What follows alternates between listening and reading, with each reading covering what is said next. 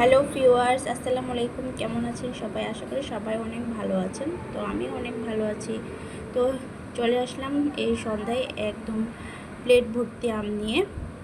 দেখেন কি সুন্দর আপনাদের ভাইয়া আম নিয়ে এসেছে, একদম পাকা পাকা আম। আমগুলো দেখেই আসলে ভালো লাগে, মনটা ভরে যায়। আর যেহেতু আমের এখন ভরা মৌসুম, তো তাই এখন এই আমগুলো কিন্তু অনেক বেশি বেশি বাজারে পাওয়া যায়। তো আমগুলো কিন্তু ভারী মজার, অনেক ভারী মজার, আর একদম খেতেও অনেক মিষ্টি, ভারী মিষ্টিও। হ্যাঁ, খেতে অনেক বেশি ভালো লাগে। যেহেতু আমের এখন ভরা মৌসুম, তো তাই এরকম আমগুলো কিন্তু ভালো ভালো আমগুলো কিন্তু এখন বাজারে একদম সহজে পাওয়া যাচ্ছে।